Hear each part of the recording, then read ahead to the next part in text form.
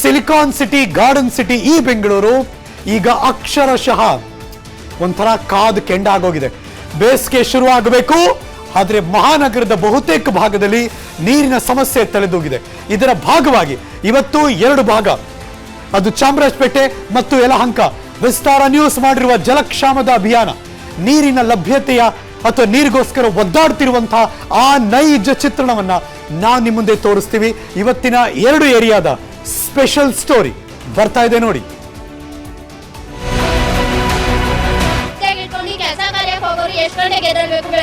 ಯಾರು ಈ ಅಳುವನ್ನ ಕೇಳಿಸಿಕೊಳ್ಳೋರೇ ಇಲ್ಲ.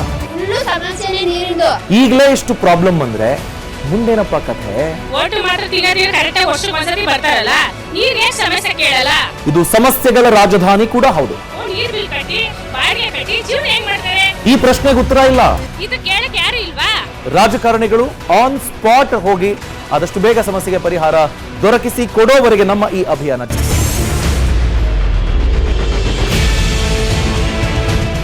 ರಾಜ್ಯದಲ್ಲಿ ಕೈಕೊಟ್ಟ ಮುಂಗಾರು ಮಳೆಯಿಂದಾಗಿ ಸಿಲಿಕಾನ್ ಸಿಟಿ ಬೆಂಗಳೂರು ಬೇಸಿಗೆಗೂ ಮುನ್ನವೇ ಅಕ್ಷರಶಃ ತತ್ತರಿಸಿ ಹೋಗಿದೆ. ವರುಣನ ಮುನಿಸಿನಿಂದಾಗಿ ಬೆಂಗಳೂರಲ್ಲಿ ಈ ಬಾರಿ ಕಂಡು ಕೇಳರಿಯದ ಜಲಕ್ಷಾಮ ಉಂಟಾಗಿದೆ. ಯಲಹಂಕ ವಿಧಾನಸಭಾ ಕ್ಷೇತ್ರದ ಚೌಡೇಶ್ವರಿ ವಾರ್ಡ್ ನಂಬರ್ 2ರಲ್ಲೂ ನೀರಿಗಾಗಿ ಹಾಹಾಕಾರ ಶುರುವಾಗಿದೆ. ಹೌದು, ಯಲಹಂಕ ವಿಧಾನಸಭಾ ಕ್ಷೇತ್ರದ ಚೌಡೇಶ್ವರಿ ವಾರ್ಡ್ನಲ್ಲಿ ಬಿಬಿಎಂಪಿಯಿಂದ ನೀರು ಪೂರೈಕೆ ಆಗದೆ ಅನಿವಾರ್ಯವಾಗಿ ದುಬಾರಿ ಟ್ಯಾಂಕರ್ ನೀರನ್ನೇ ಅವಲಂಬಿಸಬೇಕಾದ ದುಸ್ಥಿತಿ ಎದುರಾಗಿದೆ. ಬರಗಾಲದಿಂದಾಗಿ ಇರುವ ಬೋರ್ಗಳು ಕೆಟ್ಟು ನಿಂತಿದ್ದು ನೀರಿಗಾಗಿ ಹಾಹಾಕಾರ ಶುರುವಾಗಿದೆ. ದುಡಿಯುವ ದುಡ್ಡನ್ನೆಲ್ಲ ಟ್ಯಾಂಕರ್ ನೀರಿಗೆ ವ್ಯಯಿಸಬೇಕಾಗಿದೆ ಎಂದು ನಿವಾಸಿಗಳು ಅಳಲು ತೋಡಿಕೊಂಡಿದ್ದಾರೆ. ಸ್ಟಾರ್ಟ್ ಆಗಿದೆ ಆಲ್ರೆಡಿ, ಹೀಗೆ ನೀರು ತೊಂದರೆ ಆಗಿದೆ. ಇನ್ನು ಮುಂದೆ ಹೆಂಗ್ ನೀರು ಬರೋದು? ದಯವಿಟ್ಟು ಇವಾಗ ಪ್ರತಿಯೊಬ್ಬರನ್ನು ಟ್ಯಾಂಕಲ್ಲಿ ನೀರು ಹೊಡಿತಾವ್ರೆ. 400 ರೂಪಾಯಿ 200 ರೂಪಾಯಿ ಒಂದು ಟ್ಯಾಂಕರ್. ಅವರು ಡಿಮ್ಯಾಂಡಿಗೆ ಪಬ್ಲಿಕ್ ನೋಡ್ರಿ. ಈಗ BBMP ಏನು ಮಾಡ್ತಾವ್ರೆ? ಏನು ಮಾಡ್ತಾ ಇಲ್ಲ. ಇಲ್ಲಿ BBMP ಅಂತ ನೀರು ಓಡಿಸ್ಬೋದು, ಓಡಿಸ್ತಾ ಇಲ್ಲ. ಏನು ದಾರಿ ತೋರಿಸ್ತಾ ಇಲ್ಲ. ಪ್ರಭಾವಿ ಸಚಿವ ಜಮೀರ್ ಕ್ಷೇತ್ರದಲ್ಲೇ ನೀರಿಲ್ಲ.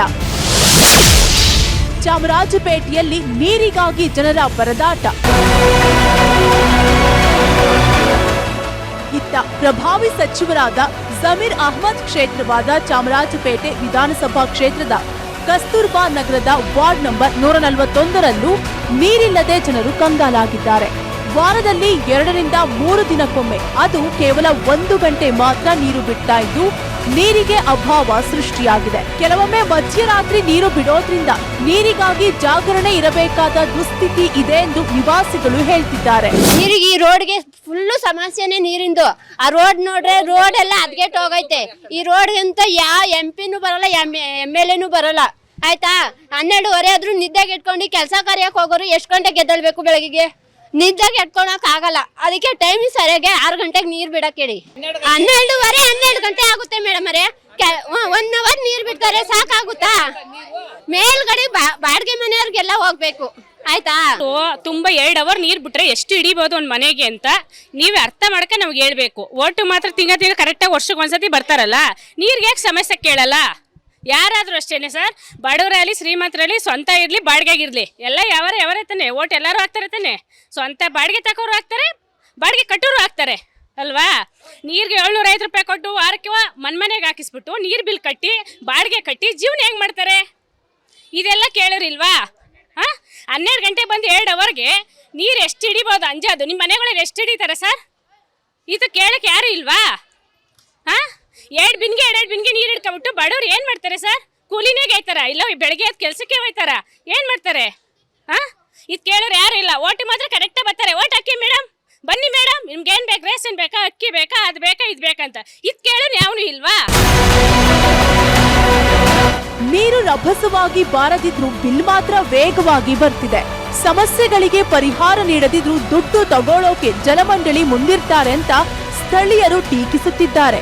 ಈ ಬಗ್ಗೆ ಸರ್ಕಾರವನ್ನ ಎಚ್ಚರಿಸುವ ಕೆಲಸವನ್ನ ನಿಮ್ಮ ವಿಸ್ತಾರ ನ್ಯೂಸ್ ಮಾಡ್ತಿದೆ. ಜಲಕ್ಷಾಮದ ಭೀಕರ ದೃಶ್ಯಗಳನ್ನ ನಿಮ್ಮ ಮುಂದೆ ನಮ್ಮ ತಂಡ ತರ್ತಾ ಇದೆ.